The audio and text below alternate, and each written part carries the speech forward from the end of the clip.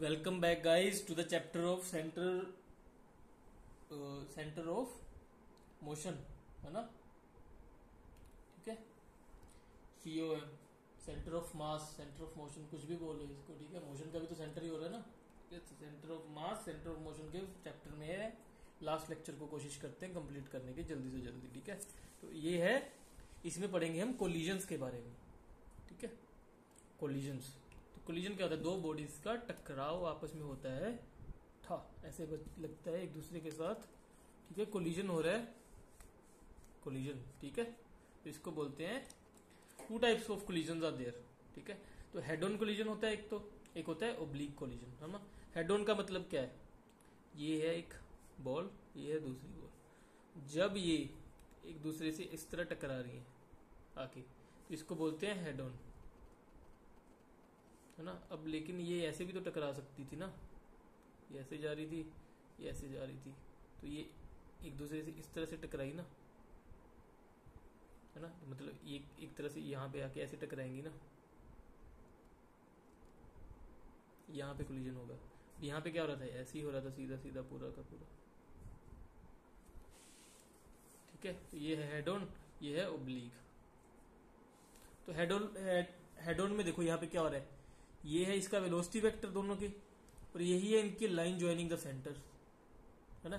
तो जो इनके वेलोसिटी वेक्टर्स हैं before the collision, they are along the line joining their centres. ये लिखा है मैंने, when velocity of particle just before the collision is along the line joining centre of those particles, है ना।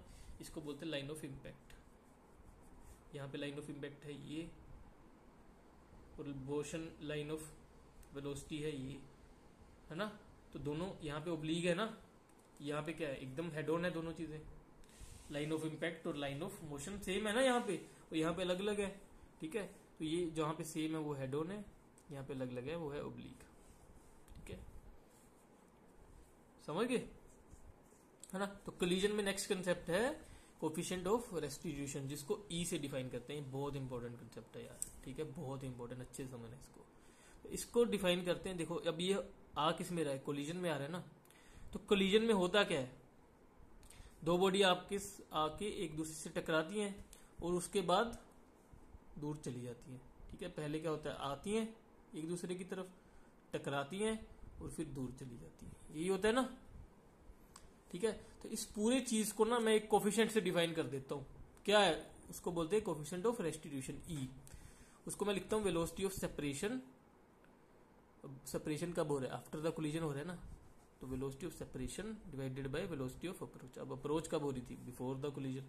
अब देखो, अप्रोच होगी तो भी तो कोलिजन होगा ना, और कोलिजन के बाद क्या होगी? नेचुरल चीज सेपरेशन। तो ये तभी लिखा ना मैंने, जो पहले वाली चीज उसको लिख रहा हूं मैं अप्रोच से, इस चीज को, और इसको लिख रहा हूं सेपरेशन से। एक दूसरे से सेपरेट होने की कोशिश करेगी ना आफ्टर द कोलिजन। हो सकता है ना हो, बट कोशिश तो यही होती है ना, नेचुरल टेंडेंसी तो यही है। ठीक है, तो इसको बोलते हैं e, velocity of separation divided by velocity of approach, है ना। समझे? तो अब देखो, इसको लिखूंगा कैसे? तो मान लो ये है u1, ये है u2, ये है v1, ये है v2। तो अब वेलोसिटी ऑफ सेपरेशन क्या होगा? v1 भी सेपरेट करने की कोशिश कर रहे हैं, v2 भी सेपरेट, तो v1 plus v2। Relative velocity लिख रहा हूं बेसिकली, और कुछ नहीं, है ना।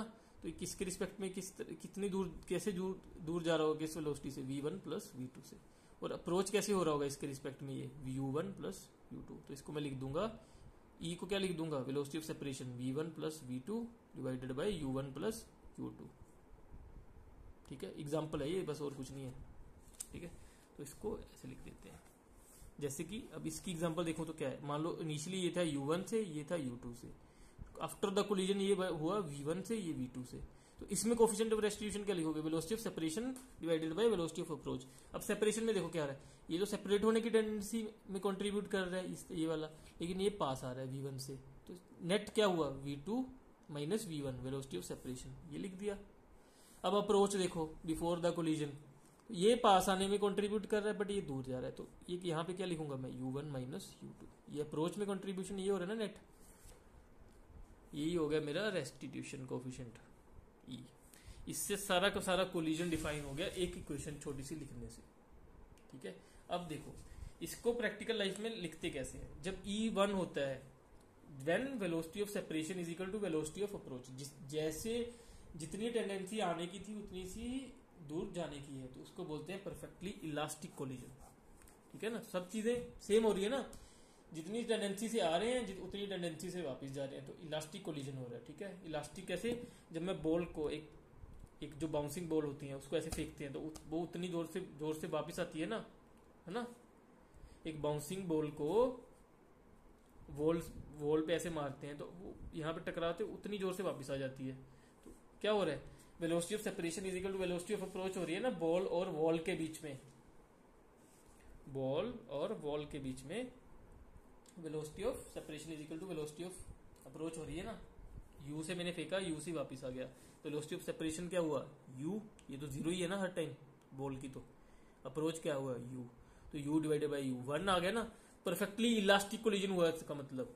उसमें क्या हुआ? No loss of kinetic energy हुआ ना, जितनी स्पीड आ रही थी उतनी स्पीड वापिस चली गई, जितनी से अप्रोच हुआ उतनी से सेपरेशन हो गया। तो परफेक्टली इलास्टिक कोलिजन में क्या होगा? No loss of kinetic energy. दिख रहा है ना, यहां से दिखना चाहिए ये। ठीक है, अब दूसरा केस क्या हो सकता है? जब E इज इक्वल टू 0 है ना, मतलब वेलोसिटी ऑफ अप्रोच कुछ भी रहे, वेलोसिटी ऑफ सेपरेशन 0 है ना। ये आई बॉल यहीं पे आके चिपक गई, तो क्या हुआ? ये इन इलास्टिक बॉडीज में होता है ना ये चीज। इलास्टिक बॉडीज में तो क्या होता है? बाउंस बैक हो जाती है चीजें। इन इलास्टिक में क्या होता है? बाउंस बैक नहीं होती। जैसे कि एक लोहे की बॉल तुमने इस दीवार पे मारी तो वो ठा करके वहीं पे रुक गई बस, तो वहां पे इन इलास्टिक हो गया। और वहां पे क्या हो रहा है? पूरा लॉस ऑफ काइनेटिक एनर्जी हो रहा है ना, maximum loss of kinetic energy. ठीक है, और केस क्या हो सकता है?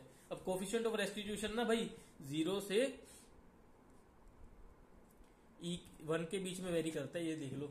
ऐसा तो नहीं होगा ना मैंने 10 की वेलोसिटी से फेंका और 20 से वापस आ गया, ये तो फिर मजा ही हो गया यार, काइनेटिक एनर्जी गेन हो रही है। मतलब गेन तो नहीं होती ना एनर्जी, जब तक आप उसको कुछ एनर्जी देते नहीं वो गेन तो नहीं होती ना।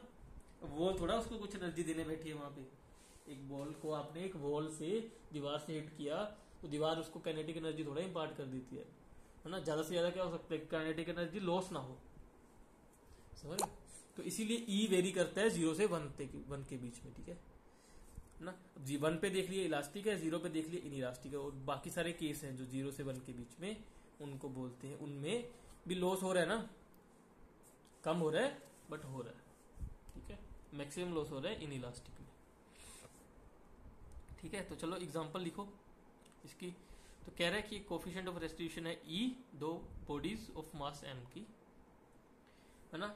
इनिशियली ये वाली बॉडी थी रेस्ट पे और ये थी U पे, है ना। इनका कोलिजन हुआ, फिर इसकी वेलोसिटी होगी v1 इस तरफ, इसकी होगी v2, है ना। तो कह रहे v1 v2 को पता करो, इनमें रिलेशन पता करो, इसको एनालाइज करो, और कुछ नहीं है, एनालाइज करना है इसको। ठीक है, तो कर देते हैं भाई, एनालाइज करने में क्या है, तो करते रहते हैं हम। ठीक है, तो देखो अब सिस्टम मैंने लिया, ये हुआ मेरा सिस्टम। ठीक है, तो सिस्टम ये हुआ, तो इस पे एक्सटर्नल फोर्स क्या है? 0 है ना। तो क्या हुआ? कंजर्वेशन ऑफ मोमेंटम तो हो गया ना, तो लगा दो कंजर्वेशन मोमेंटम। इनिशियल मोमेंटम क्या है?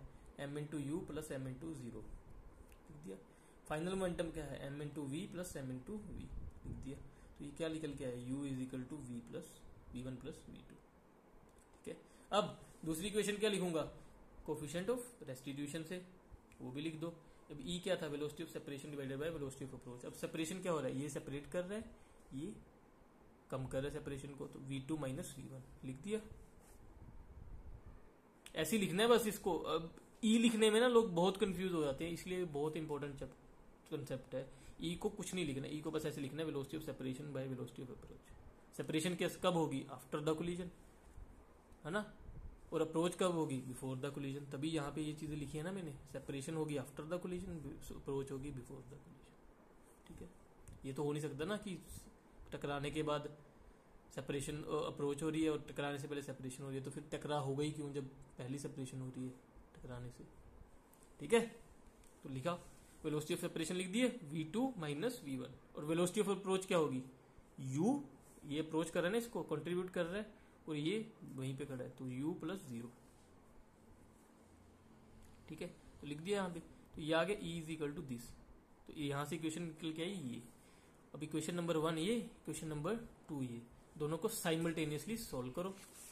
साइमल्टेनियसली सॉल्व करेंगे तो क्या आएगा, है ना। तो V मेरा V2 निकल के आएगा ये, V1 निकल के आएगा ये। आ गया ना E की टर्म्स में और U की टर्म में, ठीक है। अब देखो, अब मान लो अगर परफेक्टली इलास्टिक कोलिजन है तो क्या होता है, E1 होता है ना, वो पुट करो तो ये क्या बन गया V2, U divided by 1, U into 1 plus 1 divided by 2, मतलब बेसिकली U। तो V2 बन गया U, V1 क्या बन गया 1 माइनस 1 डिवाइडेड बाई 2, 0, है ना। तो मतलब जब इनिशियली ये ऐसे आ रहे थे, ये U से ये 0 था, और फाइनली क्या हो गया टकराने के बाद, ये 0 हो गया, ये U हो गया।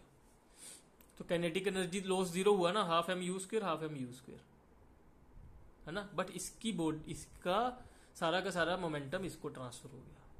समझ रहे हो क्या हुआ। तो ऐसे एनालाइज करने को बोला जा सकता है पेपर में आपको, है ना। इसके ऊपर क्वेश्चन बन सकते हैं, तो सिंपल सा है, कुछ नहीं। अब मान लो दूसरा केस क्या होता है, E is equal to 0, inelastic,